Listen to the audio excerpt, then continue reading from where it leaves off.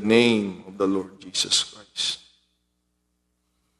Amen. Blessed be the name of the Lord now unto the King, eternal, immortal, and invisible, the only wise God, be honor and glory forever and ever. Amen. So muli, pagbati po sa ating lahat sa makapangyarihang pangalan ng ating Panginoong Heso Kristo. Okay, so sa gabing ito po, February 2. Mga kapatid, ano na? Ang bilis na ng panahon, no? February na kagad. Okay, February 2, 2023. Pag-usapan natin ngayon sa Study and Grow ang subject, mga kapatid, na nagsasabing winning two kinds of souls. Okay, meron tayong dapat mag-gain. Hindi ito pakikipagkompetensya para manalo, mga kapatid. Ibig sabihin parang gusto mo siyang hindi lang hindi ikaw yung magwagi, yung bang madala. Ayan. Na uri ng mga tao o kaluluwa, mga kapatid. Sapagkat tayo po ay mga kaluluwa. Okay? So may dalawa kasing interpretasyon tayong mga tao pag sinabing kaluluwa. Okay? So pag mananampalataya ka, tayo ay tinatawag na kaluluwa. Pero noong wala pa tayo sa Panginoon, pag sinabing kaluluwa noon, yun ay tumutukoy sa mga namatay na mga nagpaparamdam, nagpapakita. Sa Ilocano, al-alya eh. Kaya magkaiba naman yung kaluluwa sa sa al-alya, kakabsat, Kaya ito po'y tumutukoy sa buhay na nilalang. Okay, hindi yung namatay na mga nagpapakita. Hindi po yun. Dahil hindi naman po totoo yun, hindi tayo naniniwala doon na ang mga namatay ay nagpapakita, nakikipag-usap. Amen. Pag namatay ang tao, sa Biblia ay mayroon pong dalawang destinasyon ng kapahingahan, mga kapatid.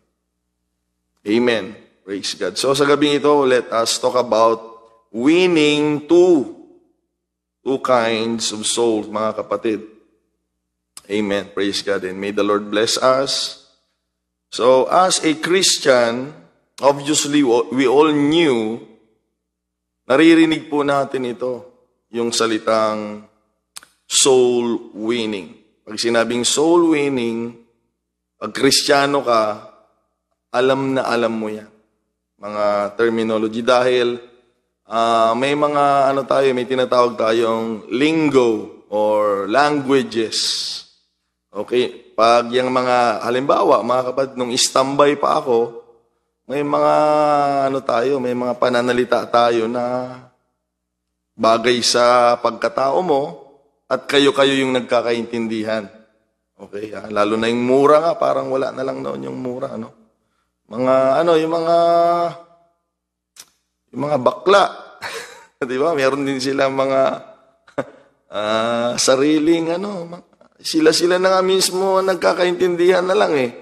Okay? Maintindihan mo na lang kung ikaw ay bading. Mga kapatid, Ganon din po tayo, sa kinarami-rami ng mga lingwahe ng mga tao. Ganon din tayo mga mananampalataya.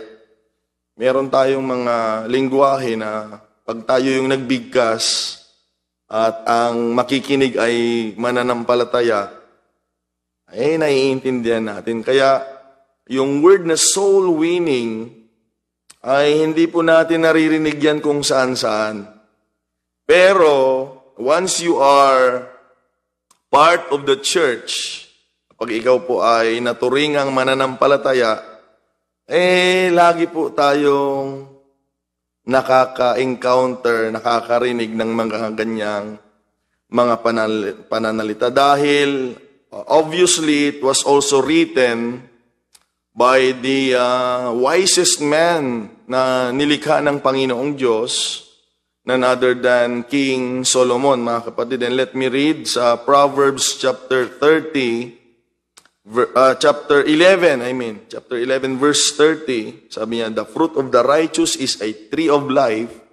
At alam natin itong phrase na ito, mga kapatid. And he that winneth souls is wise. He that wins souls, okay, hindi soul, souls is wise. Kaya tulungan tayo ng Panginoon na maging patuloy na marunong. Okay? Dahil sa panahon ni Solomon, mga kapatid, he is not talking about evangelism. Okay, mga kapatid, that's not evangelism. Okay? Pero ngayon nga, ina-apply natin yan. It's not wrong, mga kapatid, at all, because our goal is to win souls. Okay? So, it doesn't matter kung evangelism o hindi. Okay, pero ngayon kasi sa atin, sa church, ginagamit natin itong term na ito, yung winning souls, to bring them to Christ, to the church, or be part of the called out ones of the Lord Jesus Christ. Yet, mga kapatid, if we are really studying the Word, this is not, mga kapatid, pertaining to evangelism. Okay? Pero, ulitin ko as long as you win soul, evangelism or not, according to the wisest man on earth, mga kapatid, documented in the word of the Lord, ating pinag-aaralan, napapakinggan, that identifies us to be wise, mga kapatid.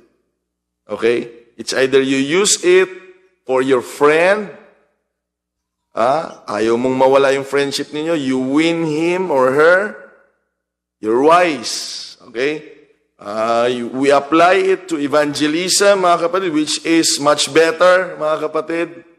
Okay? Bringing them into relationship with Christ, ay mas maganda po, mga kapatid. Amen. But, naway ma-reach po natin ito dahil yun nga sinasabi ko, hindi po kalooban ng Panginoon na maging mangmang po tayo, mga kapatid. We are not wasting our time to go to church. We are not wasting our time to go and study, praying for God's guidance and understanding, to be fools, mga kapatid. That's why tonight, as we talk about winning souls, mga kapatid, originally, okay, ulitin ko po sa Proverbs 11:30 na he that wins souls is wise. That's not originally for evangelism. Okay? Hence, you use it for evangelism, that will be greater, mga kapatid. Okay? Pero pag-usapan natin yung dalawang klaseng kaluluwa na kailangan nating i-win, mga kapatid. Amen.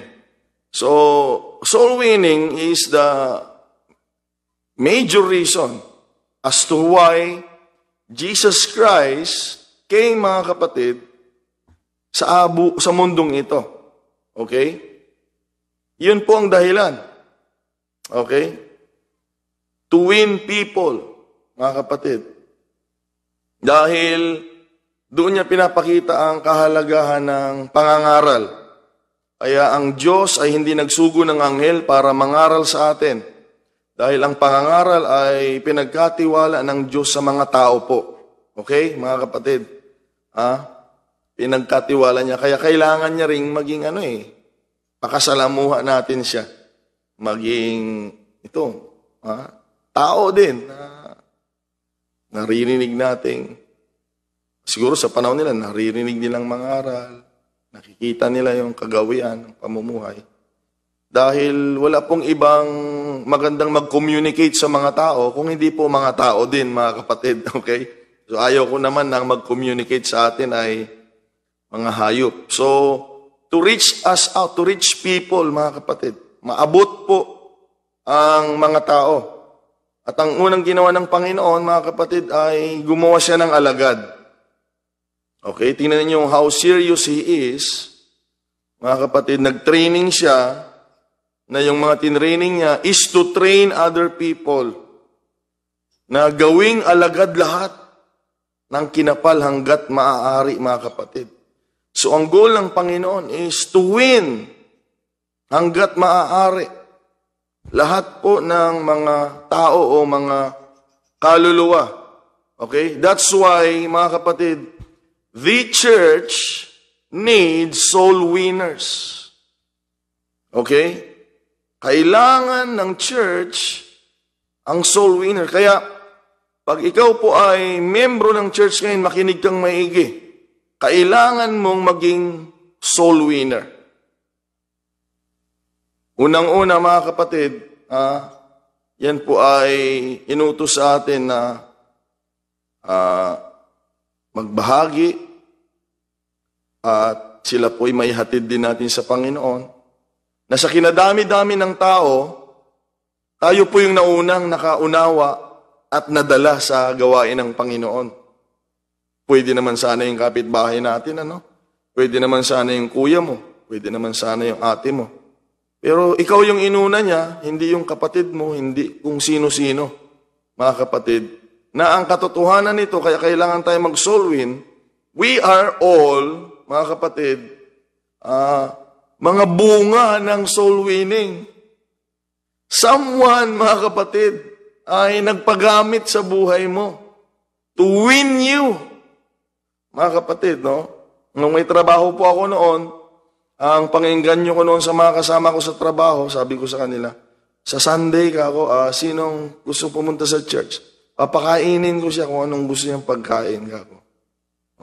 Papakainin ko siya. Isa lang naman yung pumunta, mga kapatid. So at least, we are making our best to be part of this never-ending task as a recipient of salvation and a recipient also of other people's approach.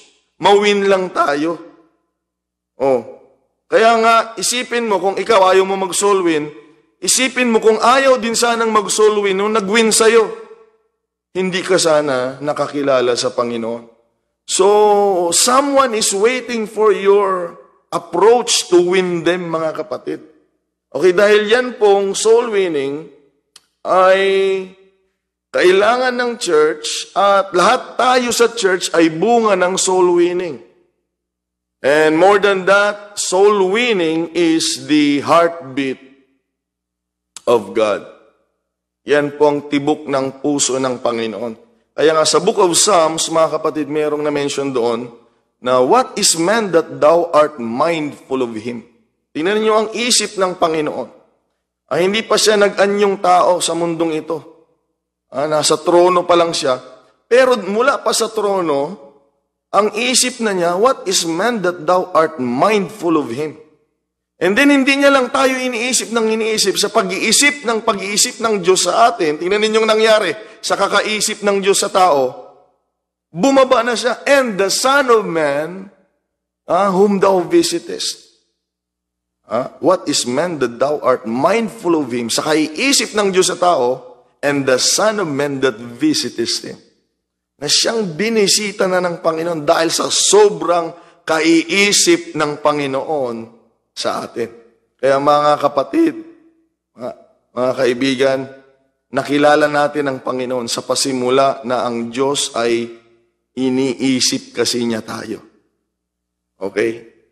Kaya salamat sa Panginoon, pahalagahan mo ang sarili mo, iniisip tayo ng Panginoon noong hindi pa tayo nakakilala at makasalanan, mas lalo na ngayong sinisinta na tayo ng ating Panginoon bilang mga anak. Kung kayo po ay magulang, naiintindihan niyo po yung sinasabi ko. Mga kapatid, umiikot ang buhay ng magulang sa anak. Pag bibili yan, magagamit ba ng mga anak? Pag bibili kayo ng mga bagay-bagay, mga kapatid,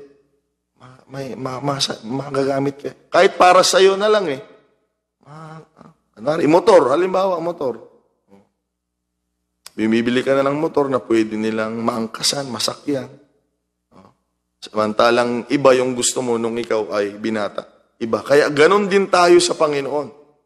Ngayong mayroon siyang mga sinisintang anak, mga kapatid, lalo po tayong iniisip ng Panginoon. Okay, so, ang ating topic ay tumutukoy sa winning two kinds of souls, mga kapatid. Okay? But there are things we overlook concerning soul winning. Dahil ang alam lang natin sa soul winning, mga kapatid, ay to reach for the lost. Mostly, when we hear the word soul winning, we define it evangelism. Hindi po tayo iikot dyan, mga kapatid. Because ito po ay pagtuturo para sa mga mananampalataya. Now, kung ikaw po ay bisita, ay mga kapatid, makisalo lang tayo sa kung anong nakahain. Dahil ito pong study and grow ay para po ito sa mga kapatiran, mga kapatid. Okay? So, pag sinabing soul winning, ang alam na natin dyan ay evangelism. Reaching people, bringing them in, mga kapatid. Yung mga outsiders, mga kapatid, dinadala sa loob. Yun yung napakalinaw at mga kapatid, popular na unawa natin pag sinabing soul winning, yung hindi pa manampalataya ay gusto natin silang maging mananampalataya sa Diyos. Yung mga hindi pa naglilingkod sa Panginoon ay ginagawa natin, makakaya natin na sila po ay makakilalang maglingkod din sa ating Panginoon. At kailangan po natin yan. Dahil nga sabi ko kanina, lahat ng part sa church ay bunga ng evangelism. Paano ako, pastor? Anak ako ng mananampalataya na. Oo, pero saan galing yung magulang mo? Someone, mga kapatid, ay naging conduit or way na sila po ay makakilala sa Panginoon. Merong nagpagamit. May soul winner, mga kapatid. Amen. So, yun yung lagi nating nauunawaan na terminolohiya pag sinabing soul winning is reaching out for the lost, evangelism, mga kapatid, at pag-aakay ng mga kaluluwa na maging kabilang sa gawain. So, on that, we pay too much attention on the lost most of the time. Kasi may problema, mga kapatid. Kung one kind of soul lang ang wini-win natin. That's why our subject is winning two kinds of souls. As a part of the church, kapag ang mindset natin, maganda, sabi ko, magandang maging soul winner.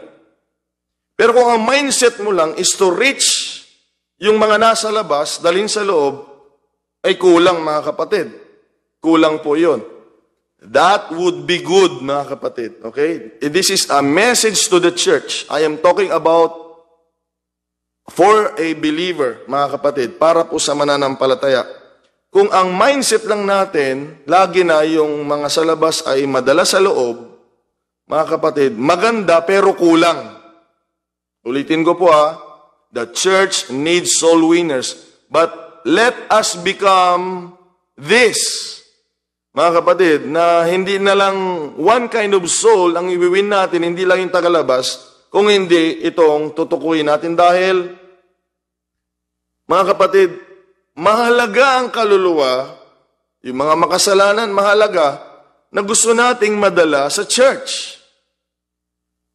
Dahil, mga kapatid, bilang tayo na papunta sana sa kapahamakan at parusa, nabiyaan tayong makilalang Panginoon dahil may nagpagamit nga. Ganon din sila, karapatan din nilang makilalang Panginoon, marinig ang katotohanan at kaligtasan na tinanggap po natin, mga kapatid. Okay, so, mahalaga po yun. Pero kulang kung miyembro ka na ng church, ganun lang yung isip natin. Dahil dapat dalawang klase ng kaluluwa ang ating isosoul win. At kailangan nating maunawaan po ngayong gabi kung ikaw po ay membro ng church. Okay? Dahil, mga kapatid, makinig kayo, ito na yung number 2 Dahil ang kaluluwa po ay hindi lang yung sa labas. Yun lang yung isang kaluluwa na kailangan nating iwin. Ang kaluluwa po ay hindi lamang yung mga naliligaw na makasalanan. Yung mga kasama natin sa church ay mga kaluluwa din, mga kapatid. Okay, kaya kailangan kumpleto po ang pagiging soul winner natin.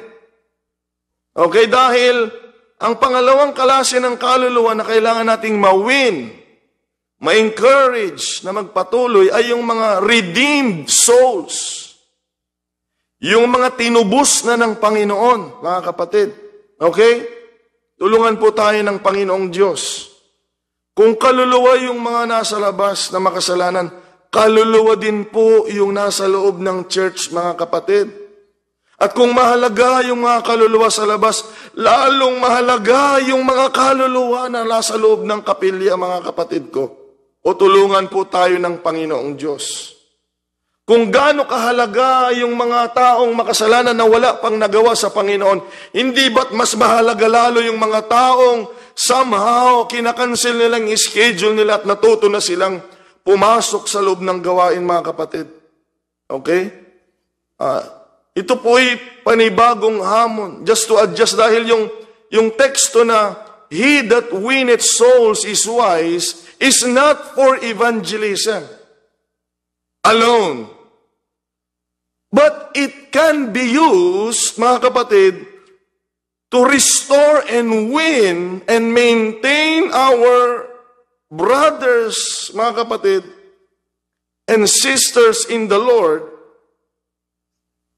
if we give importance for the lost, mga kapatid. Hindi ba't lalo dapat nating papahalagahan yung mga pinatawad na at tinubos na ng Panginoon?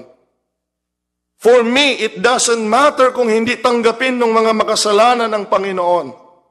It doesn't matter kung hindi tanggapin ng mga makasalanan ang Ebanghelyo. Pero for me, mga kapatid, I cannot take na yung mga taong tinubos na, nakapag-pray na ng tama, nakapagsamba na sa Espiritu at katotohanan, nakapag-ambag na sa gawain, ay sila pong mawawala sa gawain ng Panginoong Diyos, mga kapatid. We are closing the back door here, mga kapatid, ano? Pag nakapasok na sila sa church, ang trabaho nating mga soul winners is not just bringing people, sinners in the front gate, mga kapatid, or the front door. That's one part of soul winning. Our next, mga kapatid, study is to close the back door, na wala na silang lalabasan, mga kapatid. Na ang ibig sabihin ng closing the back door is maintaining them to love what we love, serve what we serve, and do what we do, mga kapatid. Uulitin ko, kung merong aayaw sa Panginoon na kaluluwa, na mga hindi nakapasok sa church, kaya ko pang lunukin yun Kawawa sila. Pero hindi ko kayang lunukin, mga kapatid. At minsan hindi tayo makatulog kung pastor ka. Minsan hindi tayo makatulog. Sayang si sister. 10 years na siya sa Panginoon. Saan na siya? Mga ganun ba? 5 years. Mga kapatid, dapat meron tayong heartbeat nito. Okay? O kahabagan tayo ng Diyos. Pansinin niyo ito, mga kapatid, na meron tayong mga misconception or understanding sa Bible. Na itong soul winning sa Proverbs 11:30 nakatali sa evangelism. No, mga kapatid. Wala pa pong evangelism noon sa panahon ni Solomon. Okay? Kahabagan tayo ng Panginoong Diyos. So we can apply this generally. Kung hindi ka manampalataya, you can win your father, you can win your mother, ma-fix ang pamilya ninyo. You can apply this generally to your friend, mga kapatid. O kung nagkatampuhan kayo ng aso nyo, win mo yung aso mo. mga kapatid. At pwede ding gamitin ito sa evangelism. Pero tingnan niyo ito. Ito yung mga verse na ginagamit natin sa evangelism. Pero ang totoo, hindi ang priority ay hindi sa mga makasalanan. Tingnan niyo ulit. Meron na naman akong babasahin na bersikulo dito.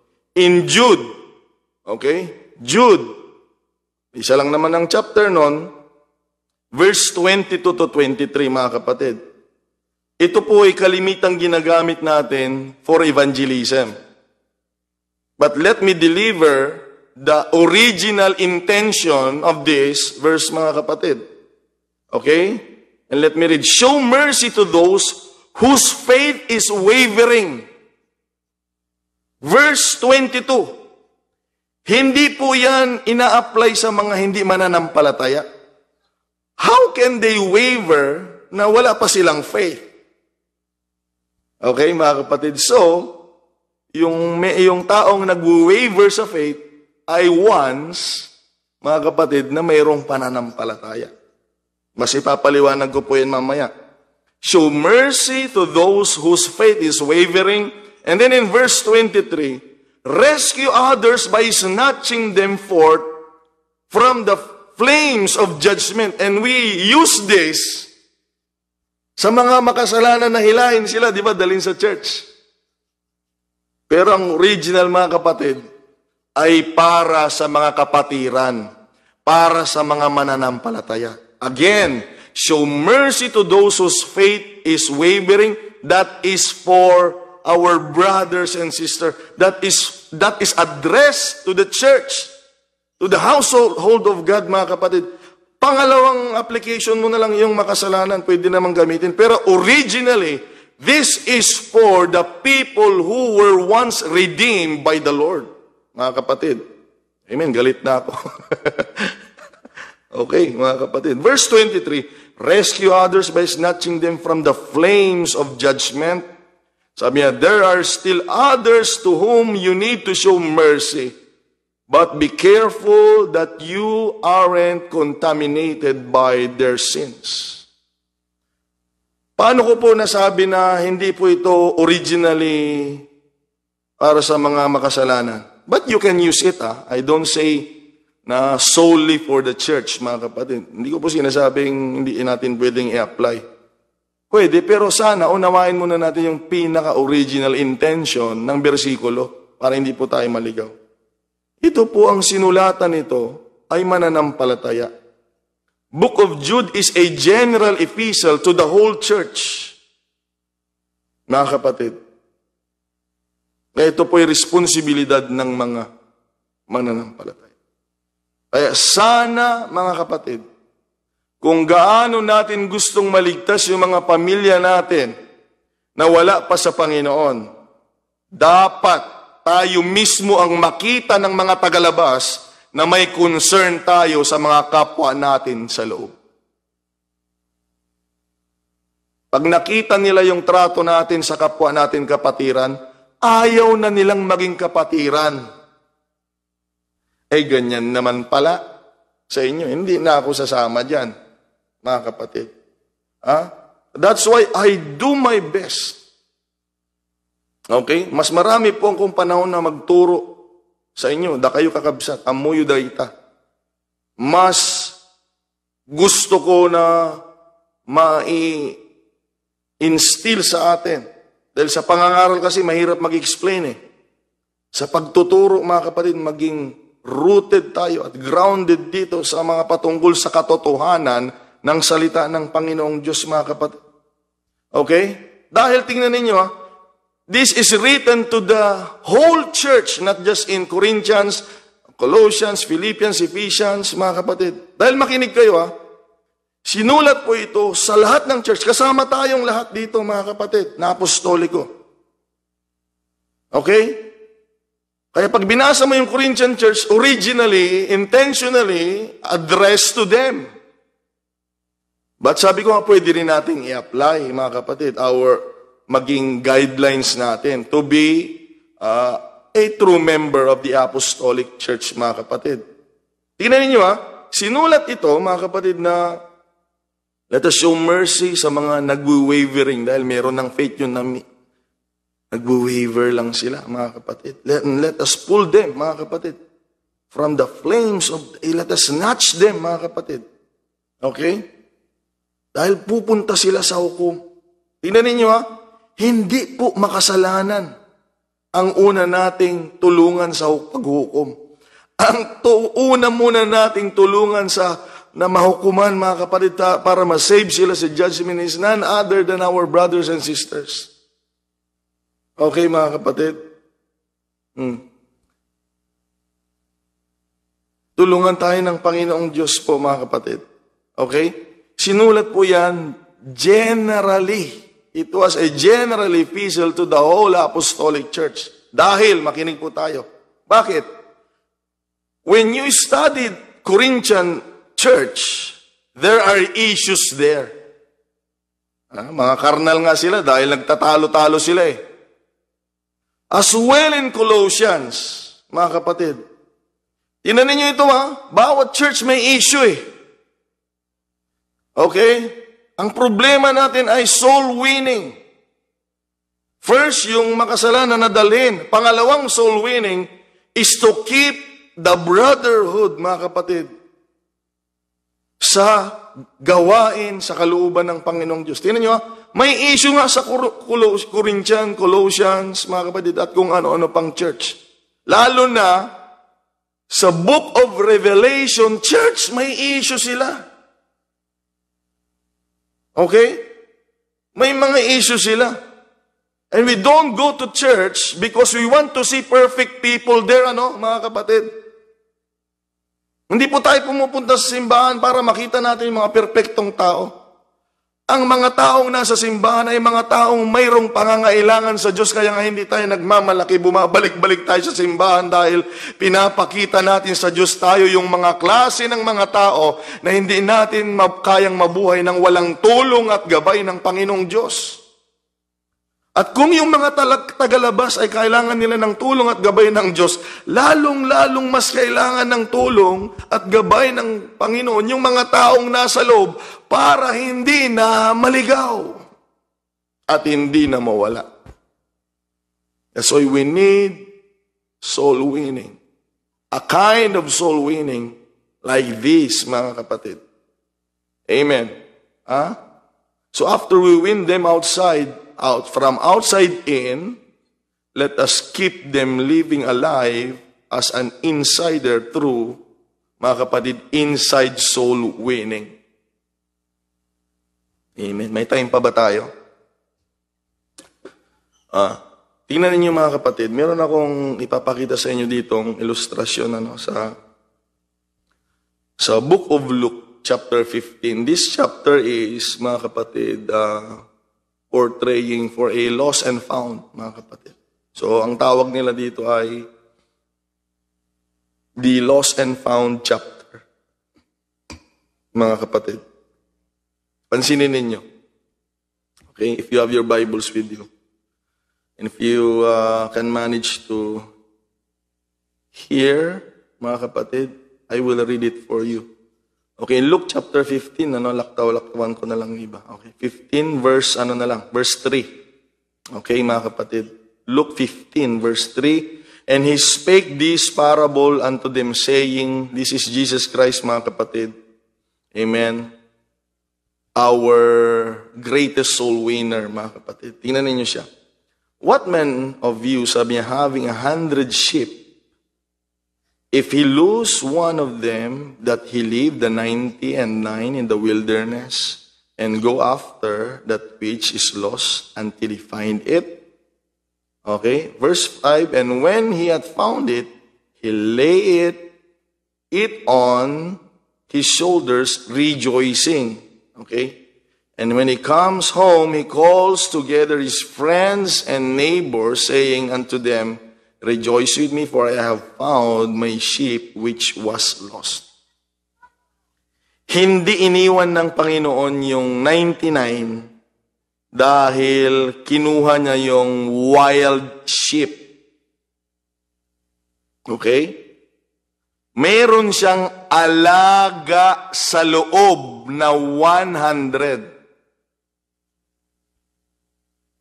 Alaga niya na yun mga kapatid. Hindi sinabi ng Bible, meron siyang 99 dahil kulang pa yung 99 sa kanyang kwadra ay naghanap pa siya ng wild sheep. Pansinin niyo mga kapatid, ang hinahanap niya dati sa loob. Pansinin niyo po yan mga kapatid. Kaya tayong mga miyembro ng church, kinakausap tayo ng Panginoon dito. Kanina pa mga kapatid. Ituloy natin para makita talaga natin kung ano ang pinapahalagahan talaga ng Panginoon. Okay? Tulungan tayo ng Panginoong Diyos, mga kapatid. Tuloy natin. Ito naman, pangalawang istorya. Verse 8. Either what women having 10 pieces of silver, meron daw siyang 10 yung babae, na piraso ng pilak, if she lose 1 piece, that not light a candle and sweep the house. Sa loob ng bahay nagwalis, mga kapatid. And seek diligently till she find it. Tingnan niyo yung priority, mga kapatid. And when she had found it, she calls her friends and her neighbors. Doon na lang siya lalabas, together saying, rejoice with me, for I have found the piece which I had lost. Okay, mga kapatid. Pansinin niyo ito. Okay? Inakausap tayo, church ng Panginoon. Lagi natin pinagpipray yung mga kamag-anak nating nasa labas. Kumusta naman yung mga kapatid natin, kamag-anak natin sa espiritu na tagaloob, na minsan na nating nakasama sa revival, sa sacrifices, mga kapatid, sa paglilingkod sa Diyos. Okay? And then finally, verse 11, alam niyo ito, the prodigal son. The prodigal son. Alam natin yung isa ay umalis. Pero ang totoo, hindi lang yung isa na tagaloob ang naligaw. Dalawa silang tagaloob may problema. Gas-gas, kawawa masyado yung isang yung isang anak na naglustay. Masyado siyang kawawa, mga kapatid, na ginagamit natin sa ilustrasyon Alam na natin yung istorya. Kinuha niya na yung bahagi niya, nilustay niya hanggang sa nung naghirap siya, naalala niya ang kanyang ama, bumalik, mga kapatid. Nung bumalik siya, tingnan ninyo Sana wag tayong ganito, mga kapatid. Nung bumalik, nagkaroon ng kasayahan. Anong sabi nung kapatid? Nung uwi, sabi, masaya sa bahay. Tinanong niya yung alipin. Sabi niya, anong nangyayari doon sa bahay? Ba't ang saya-saya doon? Yun yung sagot. Yung kapatid mo kasi bumalik. So nakita niya, may handaan doon, may kasiyahan. Tingnan niyo, mga kapatid. Kanina, lost sheep from inside out. Yung coin na wala sa loob ng bahay. Sa loob, mga kapatid. Yung prodigal son, from inside out, mga kapatid. And then yung isa, insider na siya. Pero yung mentality niya sa labas. Sabi niya, tatay, sabi niya, lagi ako dito sa loob ng bahay tayo lahat ng sinasabi mo, lalipin mo ako dito. Hindi kita iniiwan, tatay Yung kapatid ko na yan, nilusta niya yung sa kanya May medyo, i-paraphrase na lang natin, mga kapatid, para mas madaling maintindihan, Binigyan mo ng, pinatabang baka, nagsasaya kayo. Sabi niya. Ako, sabi niya, tingnan ninyo, hindi man lang magkaroon ng kambing para sa aking mga kaibigan. Tingnan niyo. Sa labas. Pero kinumfort siya ng tatay, sabi niya, huwag kang mag-alala. Ay yung mga tapat na nagpapatuloy sa Panginoon, mga kapatid, huwag kayong mag-alala. Okay? Huwag kayong mag-alala. Sabi ng tatay. Iniisip mo yung bahagi, sabi, ikaw na tapat ka dito. Sabi, lahat ng sa akin ay sa'yo. Kaya huwag na tayo magplanong umalis, mga kapatid. Sa gawain. What's my point there, mga kapatid? Tingnan ninyo, ha? Sheep. 100 sheep. Naligaw yung isa. Yung coin na wala sa bahay. Yung dalawang anak, may issue sa bahay, mga kapatid. Anong malinaw? Sa loob ng bahay ng Panginoon, may mga taong may issue. Na kailangan din natin silang mawin sa Panginoon, mga kapatid. I don't go to church to meet perfect people.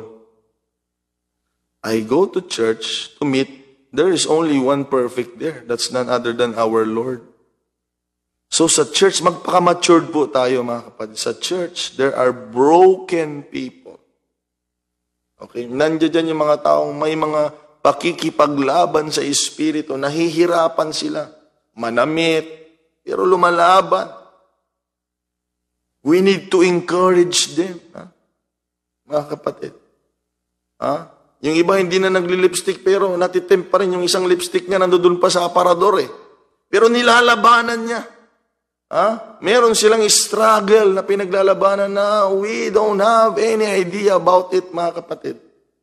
Pero ang maganda, nakikita natin sila sa church. Nakikita natin sila sa gawain ng Panginoon, mga kapatid, na lumalaban. Amen. O kahabagan tayo ng Diyos. Church, you need to become a soul winner. Reach the lost from outside in.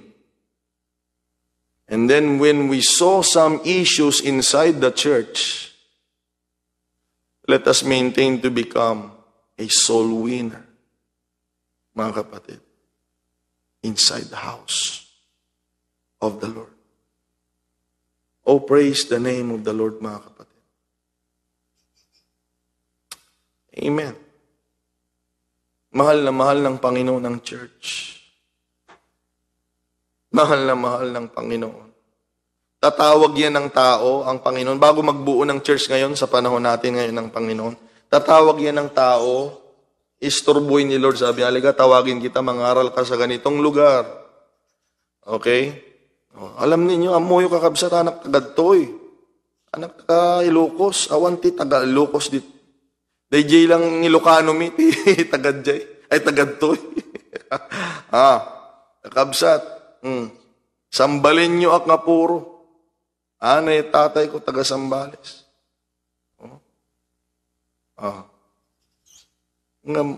Halimbawa lang po ito. Adak ditoy. Bakit? Mahalaga ang kaluluwan nyo dito, mga kapatid, sa Ilocos. Tanungin nyo, yung mga ibang mga kapatiran, taga saan yung pastor nila? Taga ibang lugar. Dito sa Ilocos, may mga taga Bacolod. Yung isang pastor natin, galing Canada, taga Bacolod. Kasama ko sila kanina, mga kapatid. Nag-pioneering dito sa kabilang bayan. Iisturbo ang Diyos ng buhay ng tao to win souls, mga kapatid. And please help them. Help our pastors to maintain, mga kapatid, ang soul winning, not just outside in, but to keep the people inside. Makinig kayong lahat, mga kapatid. Seryoso po ako sa sasabihin ko. Nakakainis, alam ninyo kung bakit. Ang hirap magdala ng kaluluwa, ang hirap mag-adjust ng schedule to reach them out, mga kapatid. Give adequate time to teach them the saving gospel. And then, madala sila sa church. Tapos may mga nasa loob ng church na taga-tisod ng mga miyembro, mga kapatid. Huwag kung gano'n. Sabi ko, narinig nyo kanina kung gaano kahalaga ang katawan ni Kristo. Kung mahalaga ang makasalanan, lalong mahalaga ang church, mga kapatid. Tapos nandyan na, nabaptize na, naglilingkod na, mga kapatid. Okay? So paano mag-soul winning, pastor? Encouragement, restoration? Yes, that's it. That's one way of soul winning inside. Pero ang pinakamagandang soul winning inside the church ay maging halimbawa tayo bilang mananampalataya. Medyo masakit po itong sasabihin ko, mga kapatid, kaya i-ready nyo na yung puso ninyo. Ano? Buti, nagpapaalam pa ako. Ano? Ay, mga baguhan. Tapos ikaw, 15 years na, 20 years na, pag nakita ka nila sa church, nagpipreach si pastor, ang ingay-ingay, mga kapatid. Samantalang may mga katabi ka dyan na mga broken people desiring the presence of the Lord, asking earnestly of God's direction from the Word of God. Tapos time of preaching, ang kulit-kulit mo, mga kapatid, hindi ka nakikinig. Tapos alam nila na matagal ka na. Mga kapatid, you're not winning souls. Pag gano'n. So mag-adjust po tayo. Mag-adjust tayo, mga kapatid. Ha? Dahil ang totoong soul winner, mga kapatid, ito. Yung totoo, hindi lang yung nagdadala. Ang totoong soul winner, hindi lang yung nagdadala ng bisita. Ang totoong soul winner, nagdadala ng kaluluwa at ayaw nilang mawala yung kaluluwang dinadala nila sa simbahan.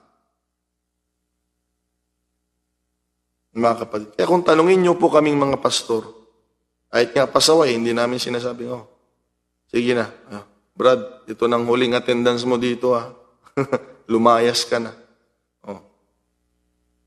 Kahit sinisiraan nga tayo, hindi natin pinapalayas, mga kapatid. Kaya ako, mahal ako ng mga kapatid, mga leader dito sa atin. May mga naninira sa akin, di ba? Alam nyo Pero tinatawag ko sila, nililihans ko sila. Paulit-ulit na gumagawa ng kasamaan, pero alam ninyo, mga kapatid, why? Habang nasa loob sila, nagbabakasakali ako. Na mahiya din naman sila sa pakiramdam nila, na kahit ganito ako sa taong ito, nililihans pa rin ako. Pinapahalagahan. Why? We need to be a soul winner from outside in and to inside to keep them in, mga kapatid. Katulungan niyo po kami. Unless na lang doon sa mga nininira ng gawain yung mga yung mga gustong mag-create ng division, mga kapatid. Ibang usapan yun. Talagang, yung nanggugulo na ba? Si Lord nang bahala doon pag gano'n. May mga gano'n naman, Pero sana wag nang umabot sa gano'n, mga kapatid. Siyempre, sa maliit pa lang, i-win na natin sila. Okay? Para hindi na po lumala ang sitwasyon. Pero sadya talagang may mga nawawala. Pero if we can prevent it, iba kasi pag hinahayaan mo Kasi normal lang na may nawawala sa church. Pero ang pangit naman na, okay lang, normal lang. Hindi mga kapatid. Sabi dito sa Jude, mga kapatid, let us pull them. Okay? Let us snatch them. That is for our brothers and sisters, mga kapatid. O kahabagan tayo ng Diyos. Amen. Kahabagan tayo ng Panginoon. Alala nyo ngayong 2023 ako, hindi lang kaluluwa, hindi lang souls from outside in. Anong sabi ko? Gusto ko naman mga backslider. Mga kapatid. Because they are once redeemed. Okay? Kung gaano kahalaga ang kaluluwa ng makasalanan, ganon lalo kahalaga ang miyembro sa loob ng church. Kung gaano tayo nagpipray at nagdadrive ng mga evangelism, mga pag-approach, mga kapatid. Okay? Dahil sa pagmamahal natin sa mga kaluluwa sa labas. May kaluluwa din po sa loob ng simbahan na matagal lang nananalangin, naglilingkod, sumasamba sa Diyos, nagamit na sila ng Panginoon. Hindi ba't mas mahalaga sila sa paningin ng Panginoon, mga kapatid? And again, to the church, Galatians chapter 6. Listen now. This is to the church. Okay, Galatians 6 verse 1. Brethren, if a man be overtaken in a fault, hindi po sa labas ito. Brethren, mga kapatid, be overtaken in a fault, yea, okay, which are spiritual, restore such, mga kapatid, and one in the spirit of meekness, considering thyself, lest thou also be tempted. Baka matukso tayo na magpabaya. That's the temptation, mga kapatid. Sayang yung panahon ng Bible study natin sa kanila. Sayang, mga kapatid. Kayong mga nakakasama kong manalangin, alam ninyo kung paano ako manalangin para sa mga kaluluwa. Mga kapatid. Okay? Hindi ako nakarelax na manalangin para sa mga kaluluwa. Tapos ganun-ganun na lang mawala sila. O tulungan nyo ako, mga kapatid. Magtulungan tayo. O kung kayo man ay hindi kasapi ng Church ng Santa Cruz, tulungan po natin yung mga pastor natin. Okay, na nagsusumikap para lamang manatili ang kawan ng Panginoon at para madagdagan na nagmula sa mga ligaw na tupa sa labas na makauwi, mga kapatid. And verse 2, tingnan ninyo, bear ye one another's burdens. Tingnan nyo, may responsibilidad tayo, hindi lang sa labas, may responsibilidad din tayo sa loob. Ulitin ko, kung kaluluwa din yung makasalanan sa labas, kaluluwa din yung kasama natin sa loob ng church, mga kapatid. Okay? Bear ye one another's burden. That is our responsibility when we became a part of the church. And so fulfill the law of Christ. Mga kapatid, naalala niyo yung utos ng Panginoon sa mga alagad? You will be identified as a disciple if you will love one another.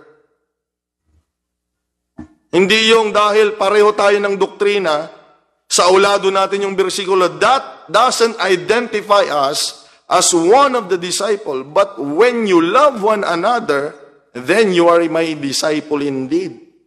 So, ang responsibilidad natin ay hindi lang yung kaligtasan mo sa loob ng church, It is our responsibility, mga kapatid, yung kaligtasan din ng kasama natin sa loob ng simbahan. Kung gaano mo kamahal yung kaluluwa mo na maligtas sa loob ng simbahan, ganon din dapat natin ka-desire na wag mawala ang kahalagahan ng kaligtasan na tinanggap ng katabi natin sa upuan sa loob ng simbahan, mga kapatid. Kahabagan tayo ng Panginoong Diyos. Amen. Kahabagan tayo ng Panginoon. Kayong mga leader dito sa Santa Cruz, kilala niyo ako. Mga kapatid, gawin natin yung magagawa natin. Alam ninyo sa mga meeting natin kung anong chances ang ginagawa natin makabalik lang itong mga kung sino man itong mga tao na ito. Makasalanan, yes.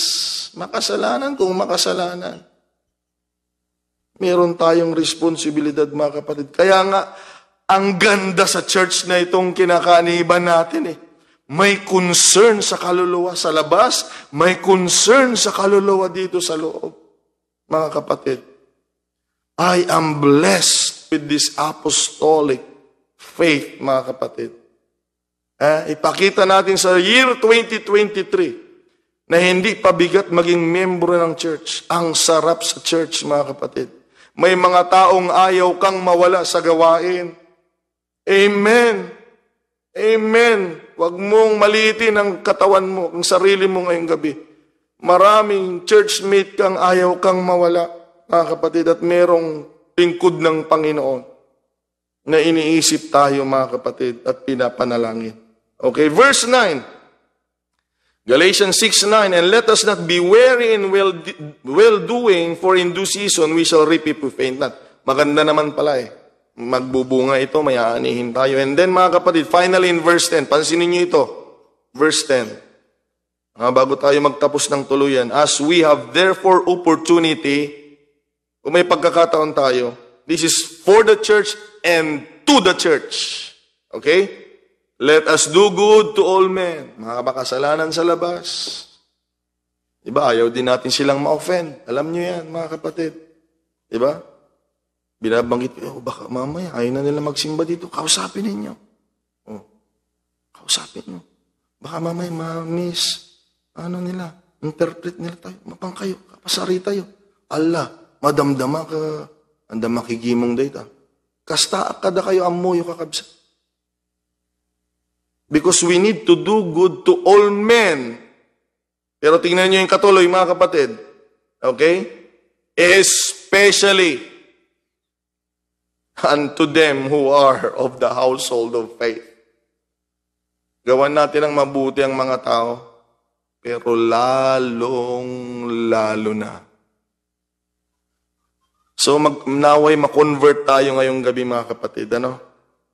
Na maging soul winner tayo ng mga kaluluwa sa labas at maging soul winner din tayo ng mga kapatid nating kaluluwa na nasa loob. Amen. Dahil ang halaga ng kaluluwa po ay grabe sa paningin ng Diyos. In the eyes of the Lord, tingnan ninyo mga kapatid, ang value ng kaluluwa. As we close mga kapatid, ang bilis ng oras.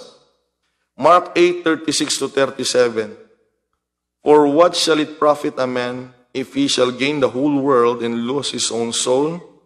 Or what shall a man give in exchange for his soul? Dahil wala pong katumbas sa paningin ng Panginoon ng kaluluwa. Kaya pala lagi niyang iniisip ito sa Book of Psalms, no? What is man that thou art mindful of him?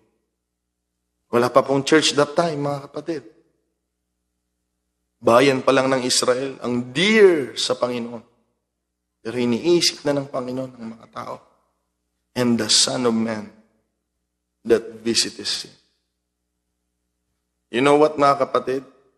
Ngayong gabi,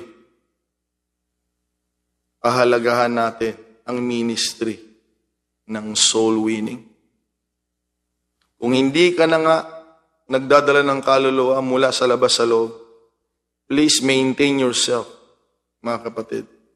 Mabuhay tayo sa loob ng gawain. Okay? May behavior tayo dapat sa loob ng gawain. Huwag yung nakikita nila tayo na katitisuran tayo sa loob ng gawain. Bawal na nga yung phone, ikaw naglalabas pa rin ng cellphone. So pwede palang gawin ito. Sinabi ni Pastor, huwag gawin. Ginagawa pa rin. May ayaw na nila sa atin. Lalo na yung mga bago, please protect them, mga kapatid. Let us protect them. Maging maingat po tayo. Okay? Sa mga bago. Huwag magpadalos-dalos tayo sa pananalita. Okay? Mag-ingat po tayo. Mag-ingat. Wala kang kabanalan, sister. Dapat lagi lahat nakapal. Hindi. Pagbago, mag-adjust tayo, mga kapatid. Walang nagsasabing bawal ang nakapantalon sa loob ng simbahan. Pag yan ay bisita, mga kapatid. Hindi ko sinasabi. Nagugulat nga yung mga iba. Di ba, Pastor, bawal sa inyo naka-lipstick? Pag ang kumakausap sa akin, tagalabas, hindi. Halika, pumasok kayo doon. Hindi, bawal. Yung mga tao doon, ang haba ng buhok. Wala silang mga makeup. Meron lang silang natutunan. Pero kayo, sige, welcome ka. Hindi pa nababaptize, bawal na, mga kapatid. Paano? Hindi tayo magiging effective soul winner, mga kapatid, no? Hindi na nga tayo nagdadala din mula sa labas, sa loob. Kung hindi na nga tayo soul winner na as an evangelist or gumagawa tayo ng trabaho ng evangelist, nag-evangelize, at least sa loob ng church, mga kapatid, maging blessing tayo. Amen. Okay? Yan ang kailangan natin ngayong taon. Sa Santa Cruz. Okay? Soul winner from outside in. Soul winner from inside to keep them in, mga kapatid. Mahalaga ang kaluluwa, walang katumbas sa Diyos. Lalong-lalo na yung mga kaluluwang natubos na ng ating Panginoong Hesukristo. Again, mga kapatid, the church needs soul winners. A special soul winner inside the church to keep the family of God intact, mga kapatid. Na lahat tayo'y maglilingkod hanggang sa tayo'y humarap na sa ating Panginoon. Nakapagligtas. God bless you, mga kapatid. Gusto nating maligtas yung mga tagalabas. Pero dapat meron din tayong puso na gusto din nating maligtas yung mga kapwa natin sa loob. At magkita-kita tayo sa buhay na walang hanggan. Purihin ang Panginoong Diyos, mga kapatid, sa gabing ito. Kung mayroon tayong napulot, ibalik natin sa Panginoon ang lahat ng papuri at pagsamba. Sa Diyos ang lahat ng pasasalamat. Ganyan po kamahal ng Panginoon ng church.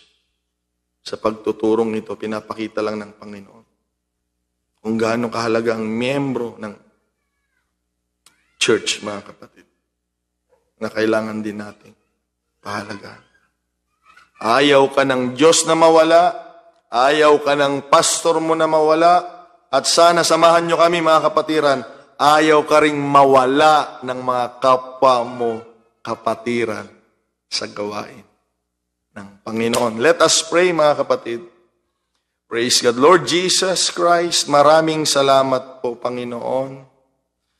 Amen.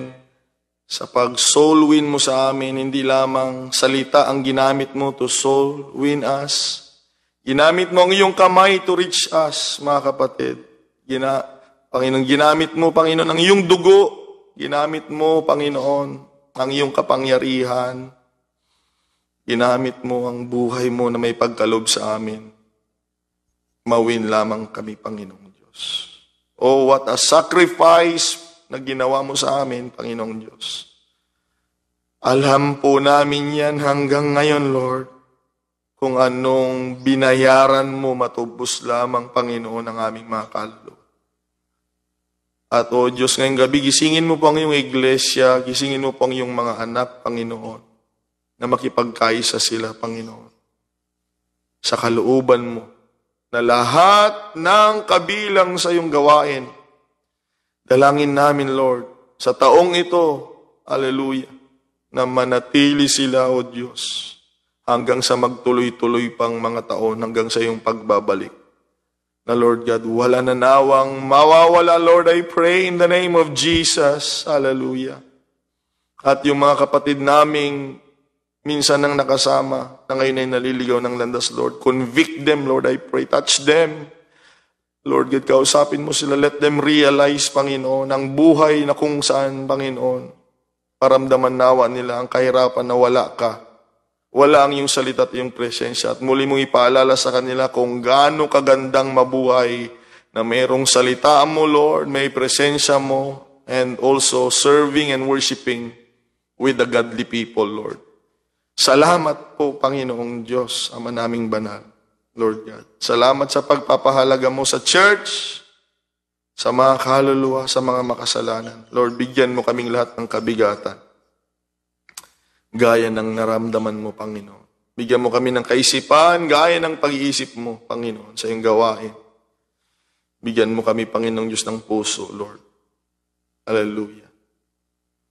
Na kami pong lahat, Panginoon, ay patuloy, Panginoong Diyos, na magnasa, na hindi lamang kami ang mawala. Wag nawang kami, Panginoon, ang hindi mawala, kung hindi, wag ding mawala ang sino man bahagi ng church, Panginoon. And Lord, hallelujah, give us revival, Lord. Give us harvest, Panginoong Diyos, upang patuloy na lumago po ang iyong gawain. Tulungan mo kami, Panginoon, anumang lalang ng kaaway, na guluhin ang iyong gawain, guluhin ang mga kapatiran in the name of the Lord Jesus. Pinupuksa ko ang anumang lalang ng kadiliman, Panginoon, by the power of the light of the Lord, the Spirit of God, and by the blood of the Lord. Nawa, manatiling pagkakaisa sa bawat gawain, Lord. Hallelujah. Sama-sama kaming maglilingkod, magkakaisang pasanin, Lord God, ang mga pasaning pininatang mo sa aming mga balikat. Pagpalain mong yung mga anak, Panginoon, na ngayon ay tumatanggap na maging soul winner sila, hindi lang to evangelize, but to keep the household of faith, Lord, na manatili, Panginoon. I-bless mo pong buhay nila. They are blessing, Lord. Bless them. Use them more. Show your favor, Lord. Ingatan mo sila, ang kanilang pamilya.